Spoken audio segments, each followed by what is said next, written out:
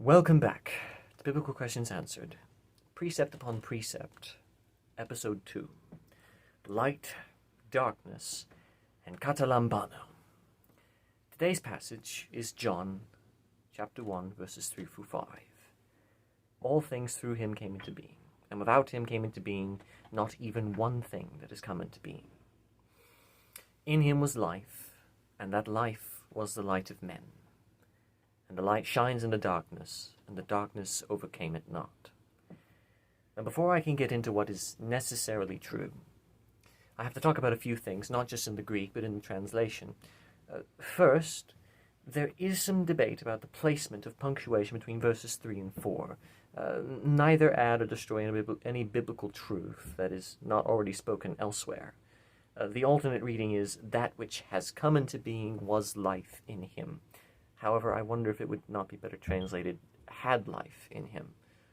However, I side with the first translation that I had. For looking at all the research, it seemed like, well, it made the most grammatical sense. The other Greek distinction is the word katalambano, which, besides being fun to say, depending on your Bible, you'll find this translated in two ways. The first is comprehended, and the other is overcame. The word itself can be translated both ways. It is a compound word of the word meaning down or according to, which amplifies the word for aggressively take. So this can be taken in a mental sense, where you are comprehending an idea, and a physical sense of trying to seize something, which is where the overcame reading comes from, I believe. So, with those minor points out of the way, right, those foundational points out of the way, what can be necessarily said about these three verses? 1. The Word, / Christ, is the means by which all things came into being. Meaning, he himself cannot be something that came into being because of the addition of the negative, not one thing that has come into being. Right? Not one thing that came into being has come into being without him, right? 2, in the Word, Christ, is life. 3, this life is the light of men. 4, the light will not be grasped by darkness, because grasp is a decent word that can combine the two ideas. You will note that I have not clarified the last 3 points. The reason is because these 3 verses do not, which is what the next section is, the interpretive questions, right? In what way is life in the Word? The general answer, and I looked at many commentaries, is that Word or Christ is the source of life.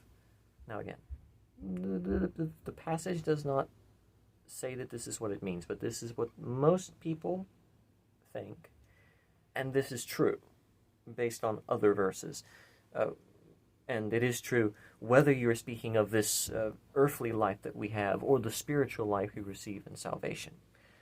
The option would be to say that the Word or Christ, the other option would be to say that the Word or Christ is living, which is also true. Both are easily possible and not contradictory. 2, what is the light of men? There are, again, several possibilities. 1, wisdom and knowledge, the ability to discern. And 2, the glory of God reflected in some way. How is the life in the Word, Christ, the light of men?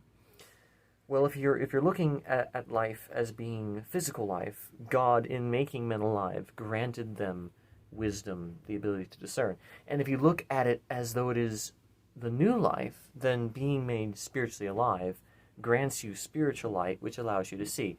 A la Peter, when he said, "You are the Christ, the Son of the living God," and Jesus responded by saying that it was God who revealed it to him.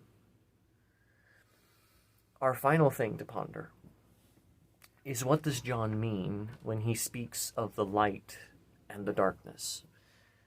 Well, I can think of 4 things, although someone mentioned a 5th, and I agree with that. So 5 things that he could be referring to.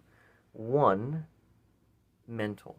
right? The light of wisdom and knowledge will not be comprehended or overcame by those who are foolish and ignorant, right? And you can see this sort of thing in Sun Tzu's Art of War.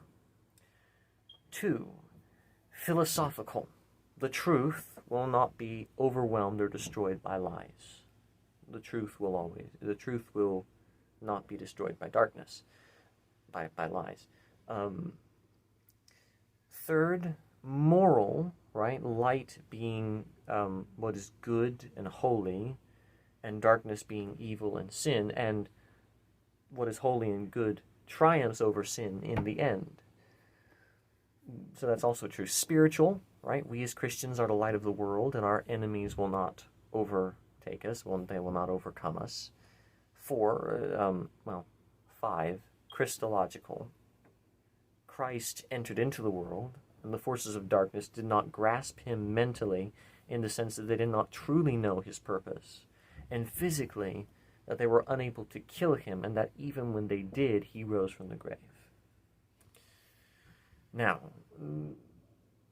again, all of that is interpretation and is something that is up for debate and up for, well, that's interpretation, is what do you need, at this point, right? We just have gone through 5 verses, and we have a whole bunch of stuff to interpret, and rather a surprising amount, but still rather small amount of necessary statements.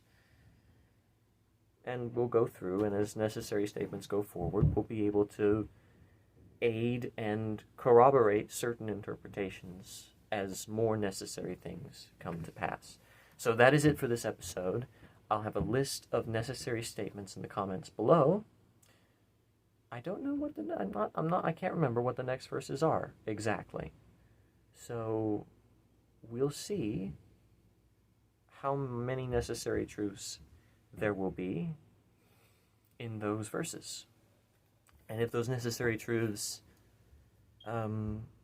give us any insight into other things, or if they simply make us wonder more things, or if they simply ask more questions than they answer. So, I'll see you next time. God bless, and farewell.